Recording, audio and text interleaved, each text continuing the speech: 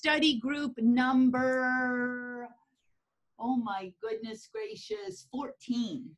And it is using repetition in training. And hopefully you all have read the article. We've got we've got a handful of participants here. So I don't know if that's the time change or the subject material. I got to, one of the things when you are a teacher in agility is, not quite sure how to break this to you. We don't always get to teach what we want to teach because our students don't always see the value in some of the nitty gritty stuff. And they just want to get to the sexy stuff. Like, you know, when I do turn cues, we're packed.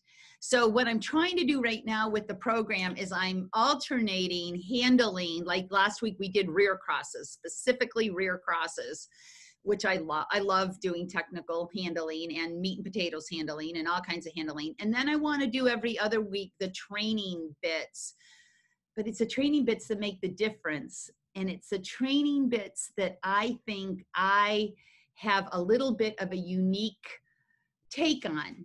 And I think that for a couple of reasons, not because I've been doing agility for 30 years, that has something to do with it, but because I know this sounds really weird and it's in my bio on the website, but you guys, I joke that animal is my first language because I was an only child and I did grow up on a farm. And I have had animals still to this day. She's not married. She has no children. It's all about the dogs. And there's one other thing, and forgive me if you've already heard this, and you probably will hear me say it again. I didn't learn what I know about dogs from agility. I learned what I know about dogs because I ran a pet travel business. And I handled dogs, every breed, every age, for years and years that were in the single most stressful scenario of their lives. They were put into boxes.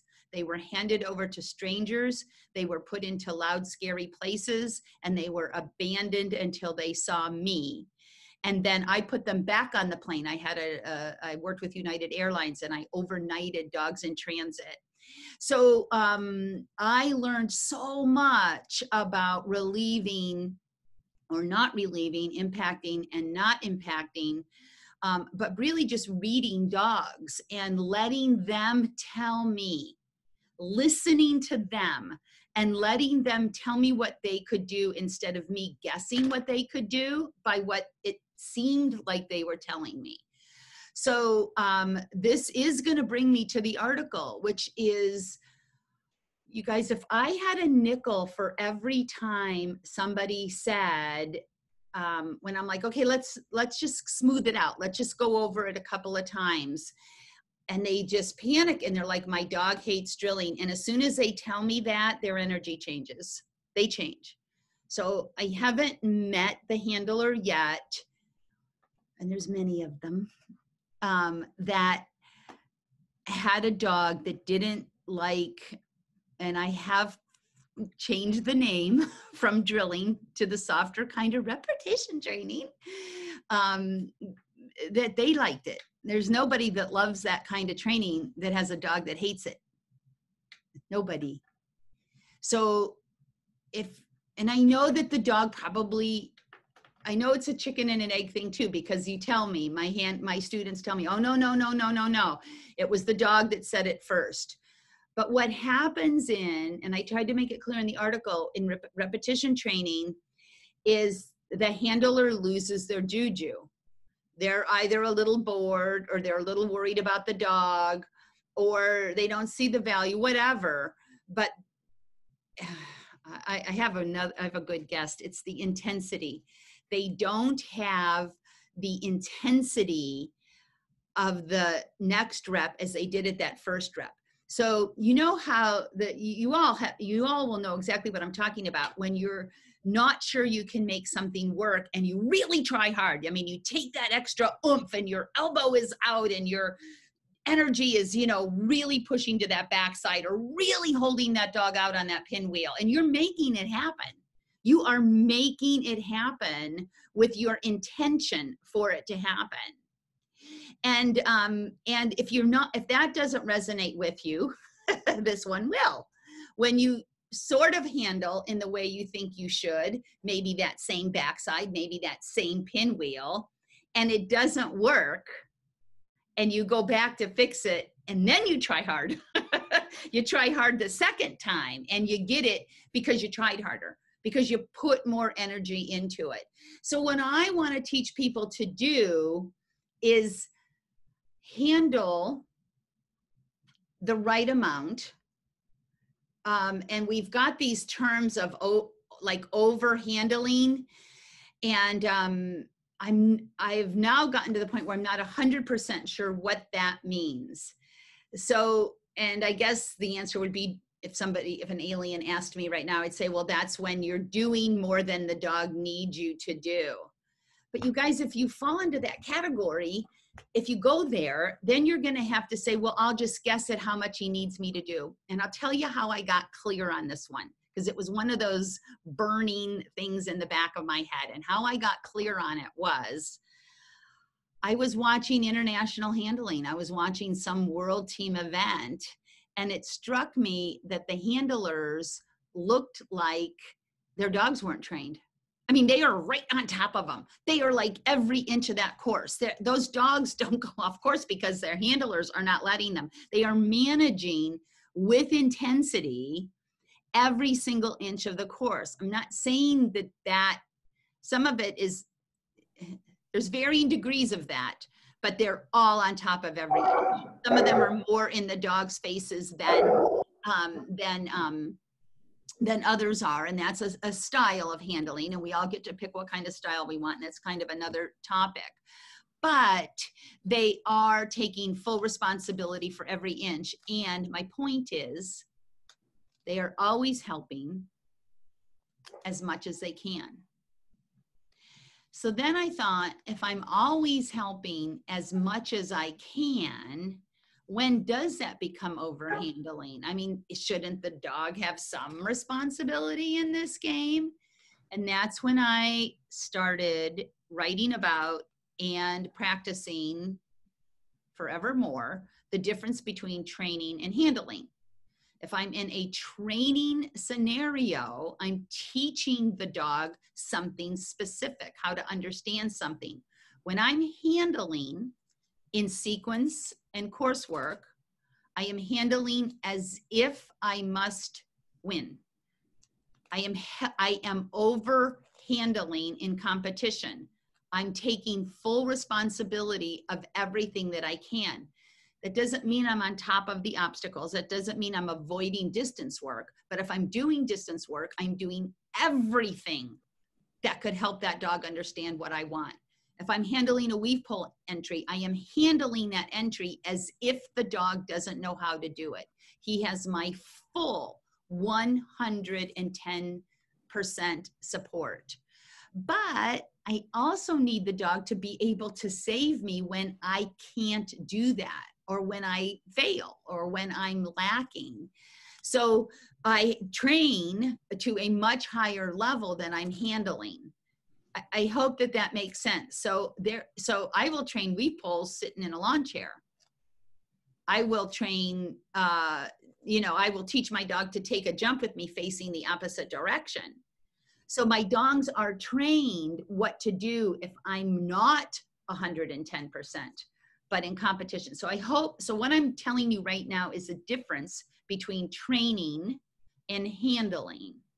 They are very different words for me. The repetition article that I hope that you were able to read, and I just want to remind you guys that it's always okay to come to a study group if you didn't read the article, because you can read it after, I'm going over it pretty darn thoroughly. So the repetition training is training. And the goals in the repetition training is way, way, way more for the handler than it is for the dog. And I said in the article, I would not use repetition training in early stages. In fact, let's go over that list. Let's go to screen sharing now. And and we'll go through the article. And you guys feel free, we're a small group today, so feel free to interrupt me. I don't have a co-host today, so feel free to interrupt me. Just yell my name out and I'll stop. So I'm talking about sealing the communications deal.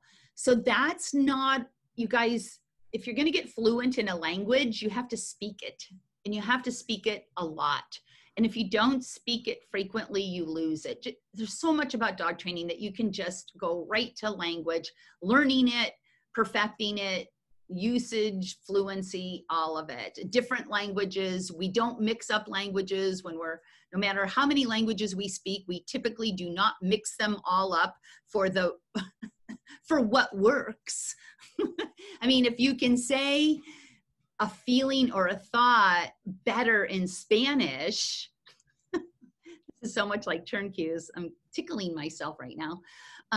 You're not going to just switch to another language because it makes more sense. You think it'll work better for your listener if they don't know the language. Of course, I'm thinking of the dog as the listener now. So the sealing the deal. So I do have a communication system. I do try to stay consistent. And the way I get consistent is I decide what the cue that I'm training is. I develop it in a reasonable fashion, meaning I look at what my hands, my feet, and my mouth are doing. Many of my cues have been taught to me, and then I've taken the consistency of the cues. What I think is pretty much the next level. I am working very hard for my handlers to know what their mouth, their hands, and their feet are, their role is with each individual cue. So practicing fluency and practicing consistency is how I seal my communications deal. And we were working on this today. I have some small classes getting together, and it was a wrap to a backside SERP with the onside on takeoff side of the second jump of the SERP, a tunnel, and then a jump just a little bit out of the dog's path. But it was technically a box configuration because the dog had to pass 2 off-course obstacles. That's something you see all the time. All the time. And we broke it way down with some pretty experienced handlers and we made a loop out of it, and we got the dogs patterned. So I'm going to go a little bit more into that when I get to that list, because there's some things I want to say about it. And I also really want to encourage some discussion today. So we'll look at that serpentine. I talk about, when I wrote this article, I didn't quite know how to go about writing it. So I had just had this experience with this tunnel setup that I showed you. So I just wrote about my students. It's kind of fun to do that because the next week at class cell, I'll go, were you writing about me? Were you writing about me? And of course I never tell, but this was pretty much the handlers that were embracing what I was saying were getting these differences that I talk about in the article. And basically it's back to what I was saying before, that your second rep, your third rep, and your fourth rep have the same intensity. You're doing things that the dog no longer needs you to do because he's patterned. So that's another word that scares people. Oh, they'll either say, I don't want him to get patterned, which is crazy. That's all we want them to do. When you're learning a new language, you're patterning, you're learning how to say the words the same way every time. And when, patterning, or they'll say the same word as in, oh, he's just patterned. Like, it doesn't matter. Or, well, yeah. We're pattern training the dog so that you can get your shit together, for lack of a better way to say it. So what I'm trying to do when I'm patterning is I'm trying to say to the dog, hey, pal, it will look and sound like this every time. And what I love to do with people with that first rep, where they're really trying hard to get through it and they've got that extra lean in and they've got that extra attention and that extra inflection in their voice and they're trying hard. That's all I'm talking about. They're trying hard. And then they'll go another time and I'll stop them and I'll say, now, do you think your dog needs you to do it that intently? And they'll go, no. And I've tricked them. I have now tricked them. Because what if you were at the show tomorrow and it was brand new? So you should be, if the purpose of the repetition training is to say, hey, pal, it will look and sound like this every time. Imagine yourself in a stage production and that you're in a dress rehearsal. The director is not looking for you to deliver your lines a little bit sloppier or with less enthusiasm or drama just because you know them better now. He's looking for something specific from you. Your dog is looking for something specific from you, and it's called consistent handling. And handling includes timing, place, hand, foot, and mouth. So that you're saying, I'm going to make it as consistent as I can, and I'm not going to give you these little, just because I'm getting bored, there's not going to be a subtle difference that you're then expected to do math on and figure out if that subtle difference is supposed to be acknowledged or not. I mean, what are they supposed to do with those differences? Ignore them? Well, in 2 seconds, you're going to do something different and you're going to expect them not to ignore it. So repetition training will only work if you are excited about it. You guys, have you ever, I'm going to stop sharing for a minute so I can clap eyeballs on you. Have you ever been doing an activity with somebody, a friend or a relative or whomever, not your dog, and they're not into it? You're really into it and they're not. You know, this dragging the spouse to the party is the classic. Or being at a movie that you're dying to see and the person with you is like, oh, I never liked that director. And what it does to you, maybe some people don't care. Maybe they don't. I care. I want to share that experience. I am only going to a Quentin Tarantino movie with somebody that loves Quentin Tarantino. If you don't, I ain't going with you. So this is what it's like for the dog. There's no dog on planet Earth that is going to dig something that you're turning your nose up at. So you got to go in there with the, oh yeah, baby, this 5th rep is going to be even more fun than the first. And you're learning how to bring this energy and this game. And for me, when I'm doing repetition training, let's go. Let me screen share and let's go to that. Every time I go to screen share, I hover over the end meeting button. So if I go away, you stay put and I'll come back and find you.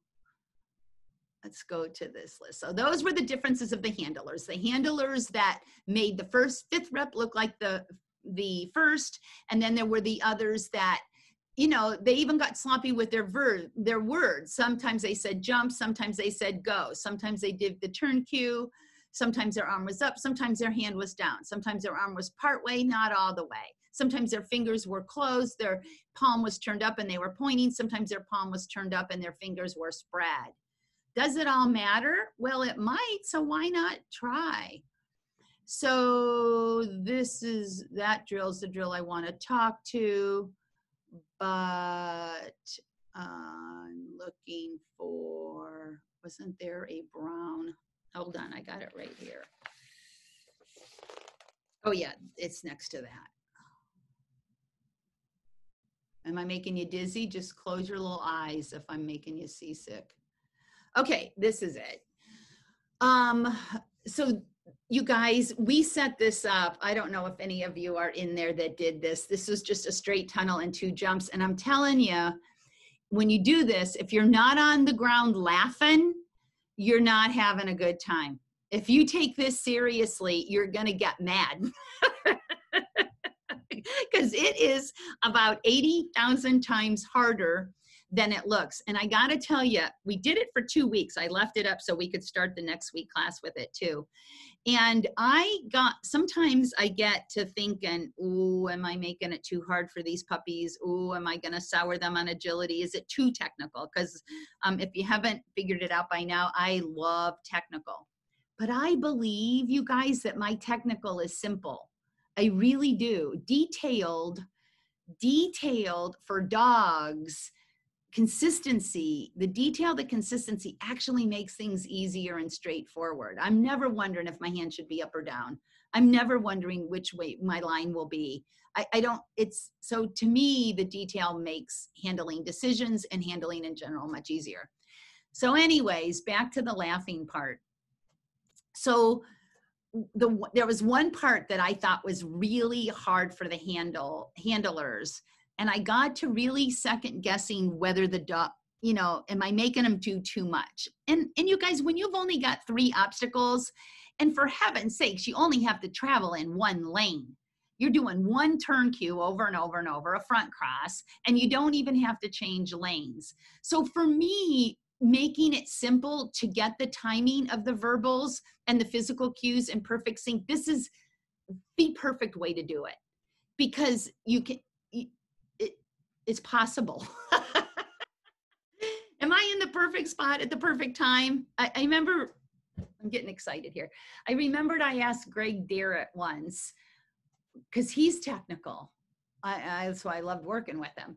And I said, well, how many times are you in the exact right? I mean, how many courses? Like if you show and you run 4 courses in a day, how many of those courses did you get perfect? And he goes, none. And I was like, what? And he goes, no, this is just my goal. He goes, that's the fun part, is trying to do all these things at the exact right time. Greg's a pretty strong competitor, and I've had my fair share of success too. But for me, it's the fun in trying. I don't expect. It's like golf, you guys. That's why the sport's addicting. It cannot be perfected. No one has perfected it. There's not one handler in the planet that never goes off course. Not one doesn't get a wide turn from time to time, doesn't miss a pull entry. That's designed to encourage you, in case you were wondering. So we had all of this criteria. So the handler's job, and it was easy to pattern train the dog on this, right? But the thing that I started really wondering was when the blue dog's nose was at the refusal line, telling the dog to go in the tunnel. Because you guys, you could argue, I mean, the tunnel is there, and I'd be like, really, Sandy, I'm going to be out of breath if I have to talk that much. So I was like, well, maybe I'll back off on them and not require that. But lots of the students wanted to try. And the first week we were, figuring it out.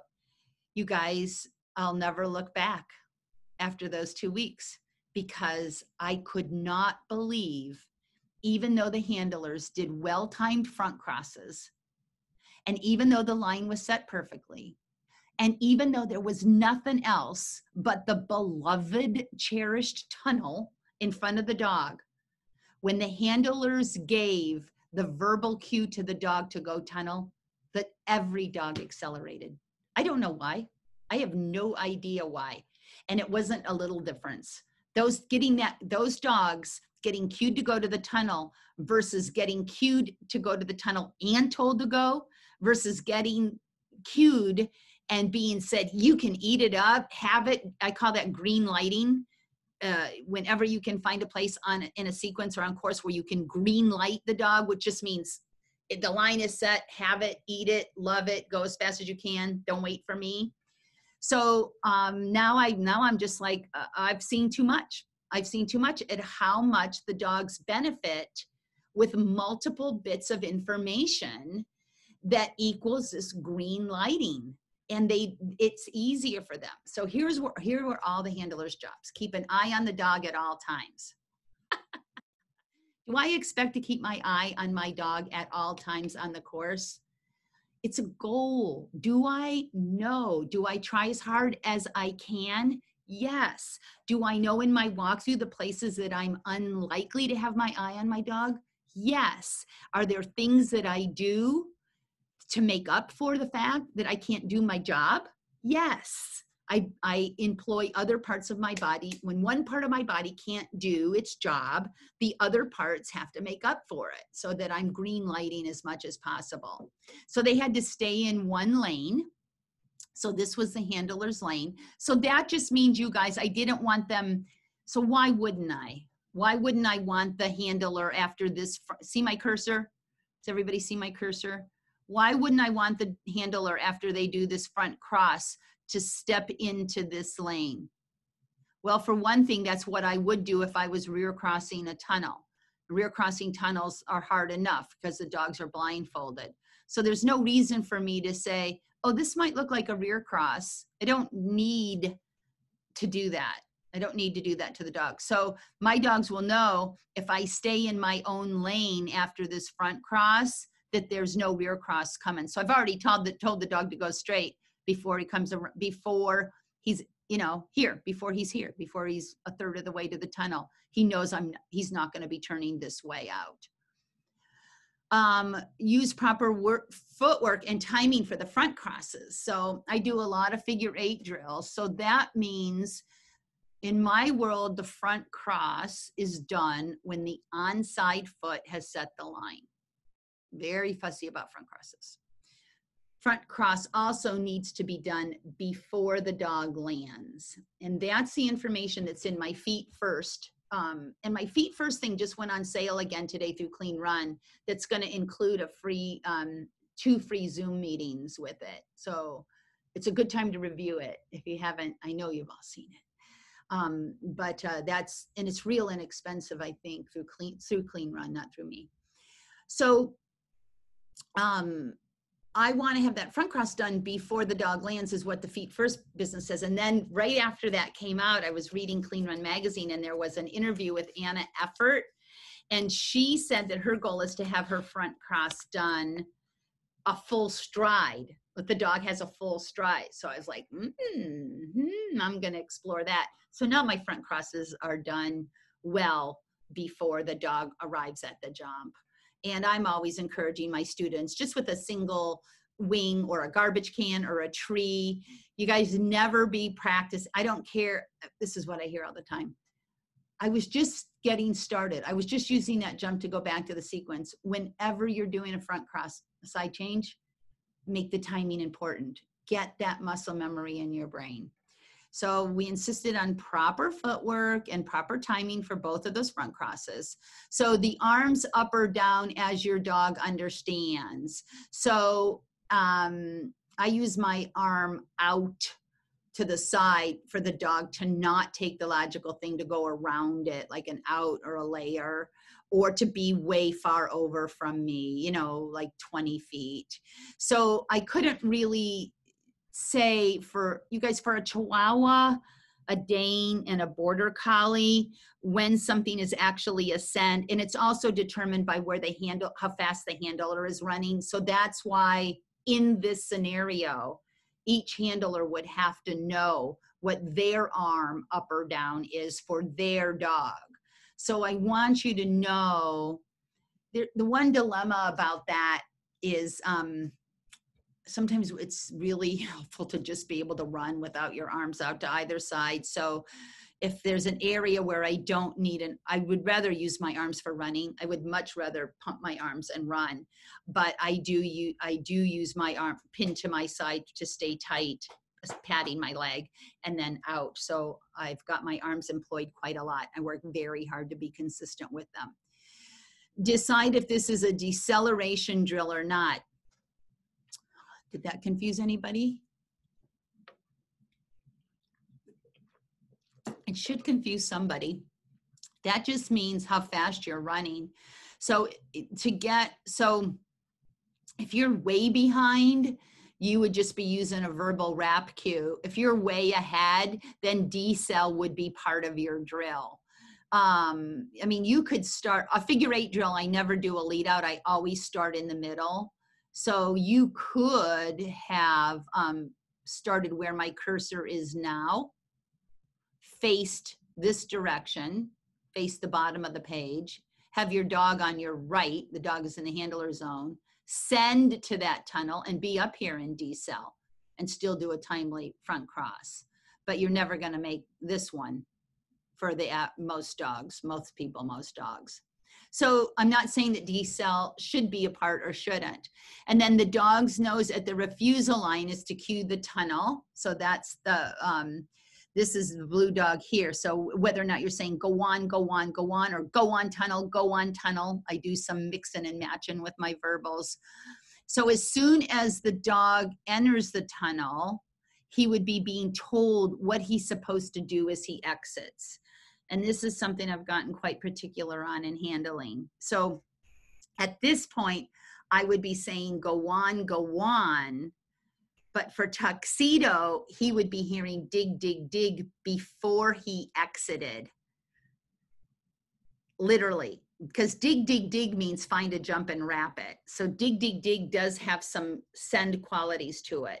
But with Quilly Bear, who is a tiny little thing, she would be hearing go on, go on, go on till she hit this end of the information zone. And then she would be hearing dig, dig, dig. So, so you guys, this sounds so easy, and it's very easy to do perfectly on the third rep. The first rep, you won't have it perfect. And the second rep, you won't. And the third rep, you'll get it perfect. And then you might never again. And you'll be on the floor laughing if you have a sense of humor, because this sounds, it's just trying to do and say the exact same thing. Go on tunnel, dog hits. Go on, dig, dig, dig. As soon as his nose is there, go on tunnel. And just that, just those, whether it's the go on, the tunnel, and the dig, dig, dig. 3 verbals well-timed in coordinating with the front cross cue. And for me, it's just, and we kept going. We kept going until, until you were panting. And then as you fell behind, your timing of your verbal dig, dig, dig, or rap, rap, rap, or whatever. And then we were also playing with the inflection, because with, I don't go dig, dig, dig, tunnel, guang, guang, guang. It doesn't all sound the same. The dig, dig, dig, go on, or tunnel. So it's practicing that inflection, letting that dog get patterned, and then you just having the ability, because your dog is patterned, to focus and to see how much focus does it take for you to be that character on the stage, for that director, replicating your performance, so that you can say, look, pal, when your nose is on a refusal line and I green light you to a straight tunnel, you can go as fast as you want, and it will always look and sound like this. And when I want you to wrap a stanchion tight after you've been shot out of somebody, there's a couple people that call straight tunnels puppy cannons. Have you heard that, a puppy cannon? So you're shooting your dog out of the puppy cannon. And then I'm telling you, it hurts my soul when people get crabby, when they get wide turns in these things, because they think the information zone for their lightning speed border collie is where my cursor is now. Tuxedo's information zone for that is here. When he hears go on in an open tunnel, he is not thinking, oh, I know, it would be really fun to slam on the brakes and curly cue right now. He's thinking open up and eat it for lunch, mama. So he needs plenty of time. And that's why I had to teach him that dig, dig, dig meant go to the jump and wrap it, not just collect right there and turn back to me. So that's refusal training, which is a whole nother thing. So you guys, the reason my dogs have fun with this is because I'm having fun. I'm laughing, and I am working harder with each rep. I'm not getting bored. If you don't, and the reason that I can do that, the reason I don't need to move on to something else as soon as I get it, is because there's so much value, because it makes my dog so good, because it makes me good. because that's what I got to do to get that fluency to that level. I got to practice the timing and it's the timing. It's the timing of the verbals and it's the timing of the physical cues more than once or twice. And the dog being patterned helps me do that because I don't really have to control the dog anymore.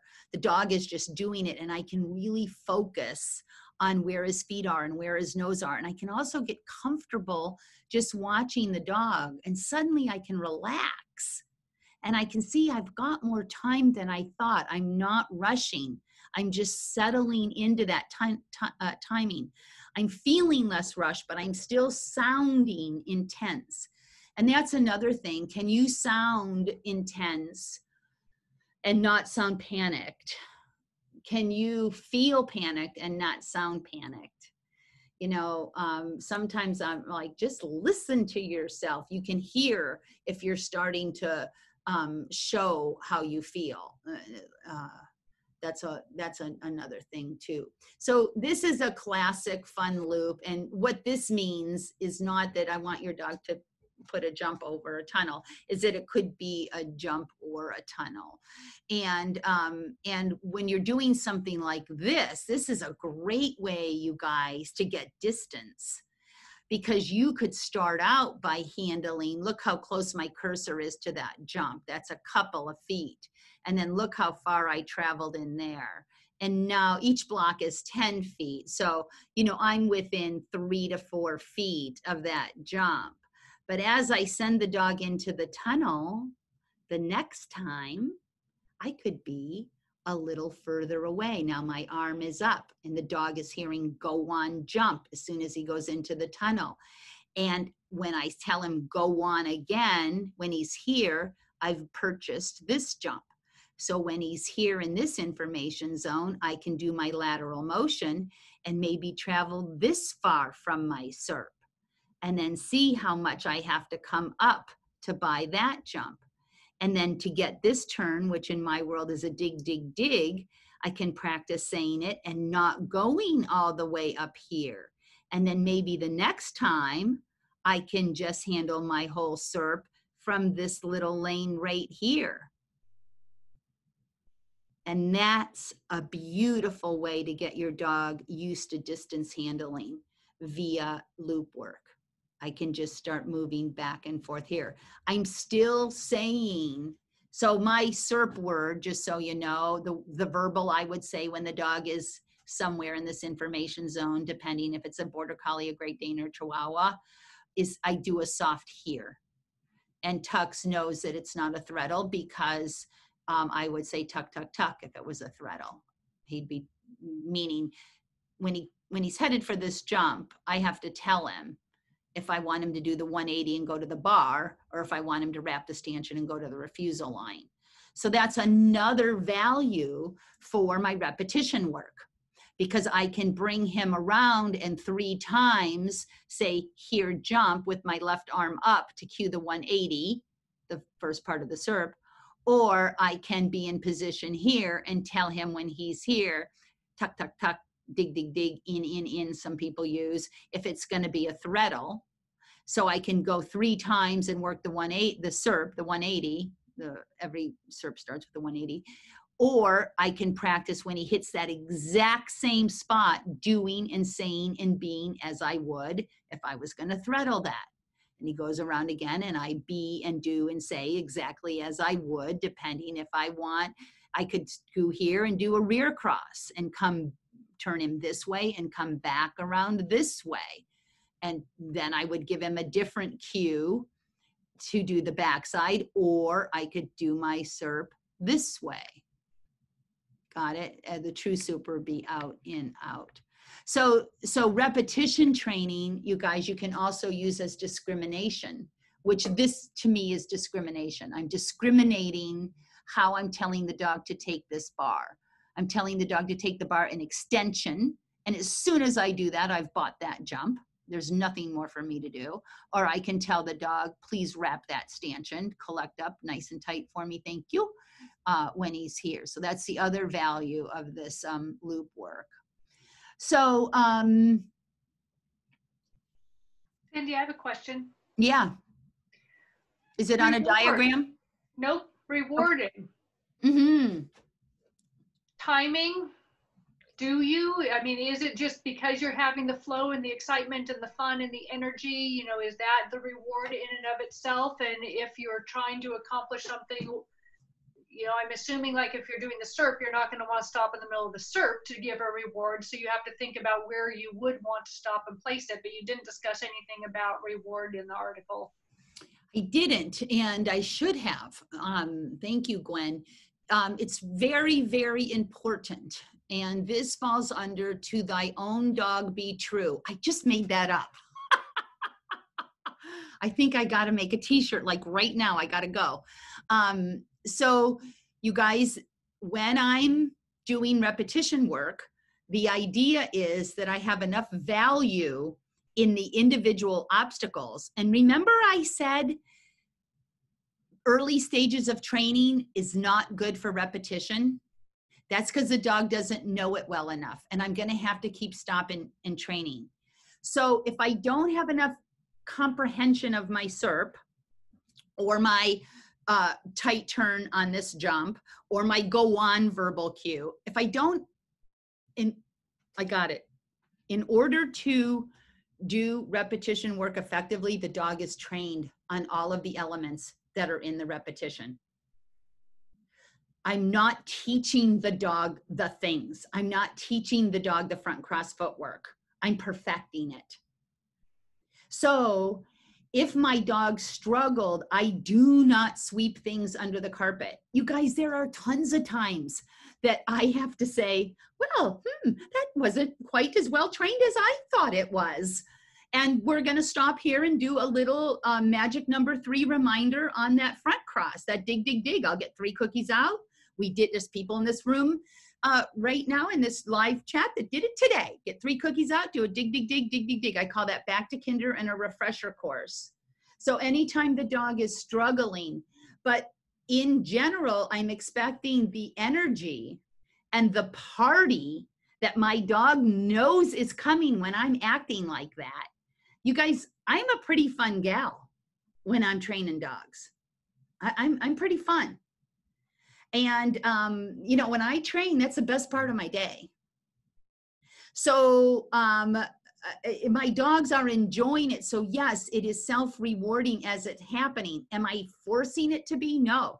And if it isn't, I am going to do something about it. So it isn't going to be, you will learn to learn. You will learn to expect enough of a reward after 5 reps to be keen for 5 reps. I would not go there.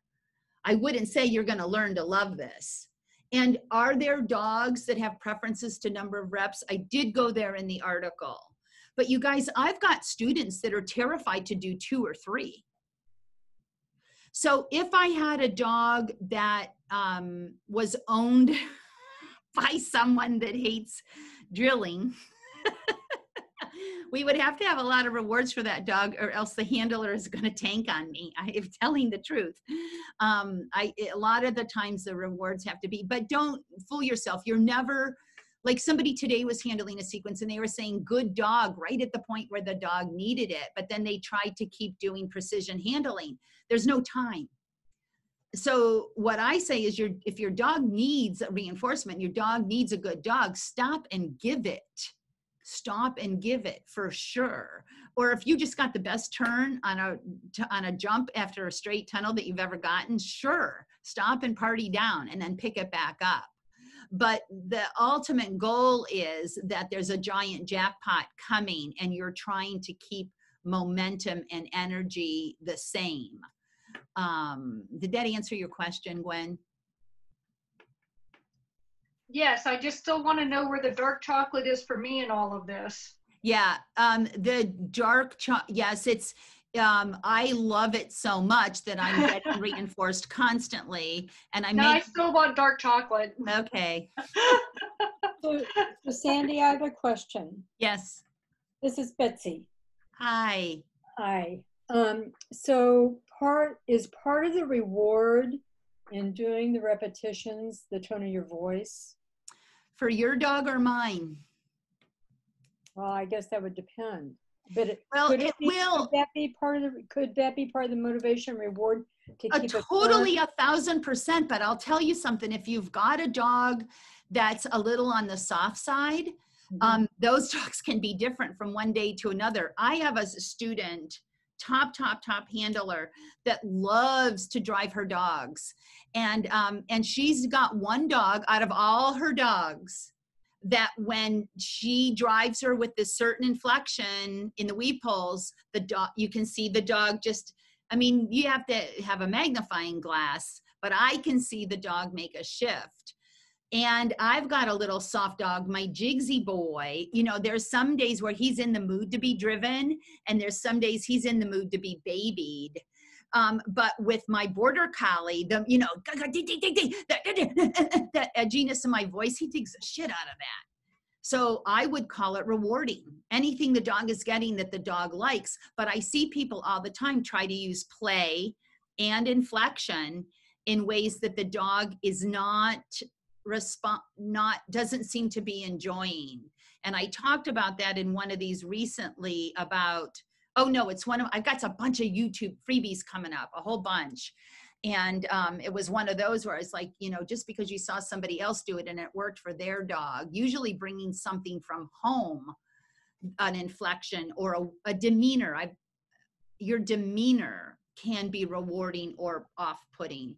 And it can be different too on different days. But yeah, in my case, I would consider my voice part of the reward. If that was like a written test, I've been doing this with my students a lot. Like I asked somebody today, do you have a backside trained? And she goes, well, it's not 100%. And I said, no, you're checking a box on a test. Have you worked on a backside? Do you have it? Check. You have to say, no, I don't, or yes, I do. And she said, yes. So for me, if you said, could I consider my voice in repetition training a reward, and I had to check a box, I would check yes. Okay. Did that answer your question? It did answer my question, because I'm just thinking about, if the dog really needs to be rewarded, you need to stop and reward, you do. But I'm just thinking along the way, it's one way of keeping the energy up for both of you. Yeah. You know, and modifying it depending upon the dog that you're running. Yeah, and part of the falling on the floor and laughing on that drill was running out of breath, and running out of breath is part of it. And then when you start to run out of breath, it's a little hard to get the timing perfect, because your brain is saying, I don't care where the dog's nose and foot is. I would like you to take air into your lungs in a little more of a rapid rate. So you guys, that's a mental thing of working through, can I keep this up and get my timing right? And I'm fighting with myself. That's what makes me fall on the floor laughing, because I am trying very, very, very, very hard to do it. It's not simple, but I like a challenge. And sometimes, like I am trying to change my inflection too, so that go on, go, because I don't want it to sound like dig, go on, rap, go on, go na na na na na na na. I don't want it to, dogs, there are some dogs that put their nose straight to the ground to sniff when it's blah, blah, blah, blah, blah, blah, blah, which is easy to do with commands that are repeated. And now I'm repeating more and more my commands. Like, you know, I am saying tunnel, tunnel, tunnel, and go, but I'm not doing the hysterical crescendo of tunnel, tunnel, tunnel, tunnel, tunnel, tunnel, tunnel. It's tunnel, tunnel, tunnel, go on, go on, go on. So it's not, you know, they sound different. You guys, I'm not saying do without reinforcement. My friend Dev Sperber, who's come to these, is coming up soon, doing a course on using hands and tone of voice and more things than just food and toys, that I think is going to help our sport a lot. More questions? It's okay if you do have a dog. You guys, if you have a dog that you are sure hates drilling, and this is like, you're going, Sandy, my dog's the one. My dog is the one that really does hate it. What I can say for you is do it at a different pace then. Just ask for 2 reps. Just ask for 2 and jackpot. I am way into jackpotting. There's lots of theories on it. Jackpotting in scientific studies, it has been proven that it does not work. They did something with the rats and the levers and the number of kernels of corn and have proven without the shadow of a doubt that jackpotting doesn't work for rats with levers and corn. We're not levers and it's not corn and they're not rats. My emotional investment in a jackpot absolutely makes a difference to my dog. Absolutely. I am in Las Vegas, baby, when I'm jackpotting my dogs, and you can't tell me that they don't absolutely love it. So that's the truth on jackpotting. So if you do have that dog, or you guys, you got to fake it till you make it, though. You can't be out there worried and think you're going to make it fun. That's the other thing. Have you ever been doing something, I don't know, skydiving, and the other person's really scared? I don't know if that would affect you or not, but I mean, what I'm saying is the other being influences. So if you're like, you know what, buddy, we've never done this before. You're about to have the time of your life. The dog shouldn't even know it's 2 loops. He's just going to the next thing with this woman that's happy out of her mind. And then he gets a whole bowl of food and a big lovin'. And then when that's fun for you, then go for 3 loops. Don't say, okay, Sandy said 5 loops and we're going to do 5. And Jigsy's not going to do as many loops as Tuxedo. Do not get me wrong. I am not saying every dog should be able to do endless repetitions. It's not the case. Jigs doesn't have that. And we can talk about fat and stamina too, you guys. There's stamina issues. And then the other thing is if your stamina issue is getting in the way and your timing's starting to stink, because you're tired, then you need to stop and have some chocolate, Gwen. Questions? Thank you. I'm glad I get my chocolate. More questions? This is Karen. I have a question on the page 2 in the middle column. Okay. Yeah, or page 9. It's your second page, though. Yeah.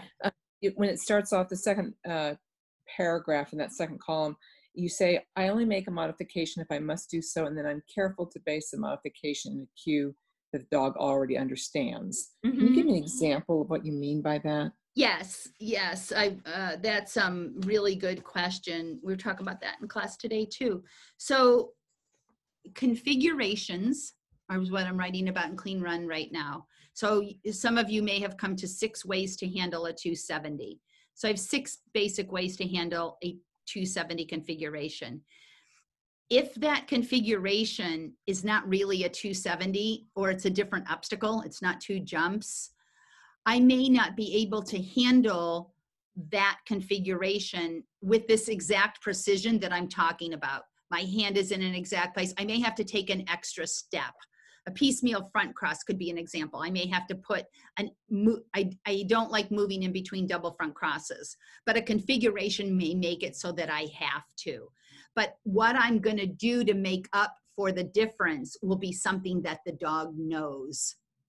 So I have things like my front cross principles, and I have things like my rear cross principles. So a modification, for example, if I had to make a modification on a lead out, I would never have an offside arm up and do a lead out push, because it's not something my dog would ever see. I would do some variation of the lead out pivot.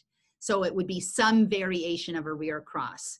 I may not, a more specific example would be if I have to rear cross and I can't get on the diagonal lane until the last second. I'm modifying where I get on the diagonal because the configuration has made it so that I can't be. The other way I say it is I call it first choice handling. So if I see a 270, I've got 6 first choice handling. That means the dog is fluent in them because I've done these repetition loops with all 6. The dog is fluent. But if the configuration is slightly off and I have to make a modification, it will be within those 6 ways. I won't then go to a completely, arm is usually a different arm, or some variation of a cue that the dog doesn't know. It will be a variation of the cue that the dog already knows. That makes sense. Okay, thank you. Mm-hmm. Mm-hmm.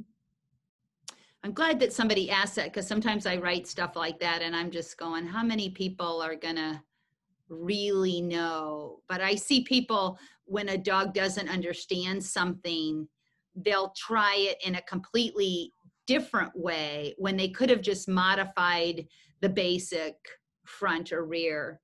You've heard me say that every cue is some variation of a front or a rear. How far your dog and you have gone down the variation path I don't know. I don't have any idea. If you're doing all the one mind turn cues, you've gone pretty far down rear cross and front cross comprehensions. They do use all the same hands that I use. So I'm not having to battle that. I don't like surprising my dogs in sequence and coursework. That's another thing I'll just throw out there. I would never, and certainly not in trial. So when you see people making something work and you're like, well, my dog should be able to do that because he knows this part of it and that part of it. Our dogs and ourselves are in a different mental state when we compete. There are differences. And I don't think they need something new thrown at them. I used to say a bad plan executed with confidence will have a higher success rate than a great plan executed without. So if you don't know how to handle something, handle it to the best of your ability based in something that you and your dog know, and you're gonna, because those other people have practiced it. The thing that you think your dog might do because their dog just did it, their dog just did it because their dog knows it. I mean, I'm not saying we don't get lucky. We all get lucky from time to time. But if tomorrow, if you go out and you're training a backside to a SERP and then having the dog go out, you guys, when you're doing a sequence and the dog struggles with one little part, don't sweep that under the carpet. Get your 3 cookies out and get them to turn it's usually they turned the wrong way. Get them to turn the right way, pay them 3 times, but don't take a break. Don't let the air out of the balloon and then line them up. Oh, they just hate that. That's part of what dogs hate about repetition training. It's the resetting up. It's the break. It's we're going to do this. Where's my cookies? Okay, now we're going to go. Okay, let's go. They're just like, they hate that. I could name some personal times where that's a problem too. So you guys you got to go and you get clever with getting yourself, you're playing with them. He did need some reinforcement, and then you just play right back and then you go straight into the cue. There's a few dogs that throws for a loop and they do need a minute, but very few, and they can get used to it. So that keeping the energy alive. But then I'll go back to the sequence. So if you were at 4 things to do when things go wrong, does anybody remember what they are? Scene of the crime. I know that's not a popular way to say stuff in dog training, but you just fix it right there is all I mean. It's innocent. Reward, back to sequence, reward. So 2 of the 4 things are reward. So you teach the dog, hey pal, it's going to look and sound like this. It's going to look and sound like this. It's going to look and sound like this. And then you see if you can pick it back up. And that's the repetition work, is what I call now you're smoothing it out. But you're really handling every rep exactly as you would at the same place. When you're there, I'll do this. When you're there, I'll say that. When you're there, it will look like this. When you're there, I do this. When you're there, I do this. And then I say, if you can't do it 3 times, you can't do it. And that's past repetition training. So when people get through some really tricky part of a course, I'm like, do it again, double Q. We have fun with double Q, double Q. And then the 3rd time's the charm. I figure if I can't do it 3 times, I can't do it. Any other questions? We're at 7:02. Thank you so much for coming. I have made the decision that all of these will be free to people that have been hit hard by COVID forever. This will be a donation-based learning experience. If you're coming to every one, I think 10 to 15 bucks is fair. If you're dropping in once in a blue moon, I would charge $25 for a lecture. So there is a donation button on my website. If you want, you can pay for a few in advance or catch up. And if you're struggling, please accept my knowledge, and I hope things turn around for you soon. Thank you so much.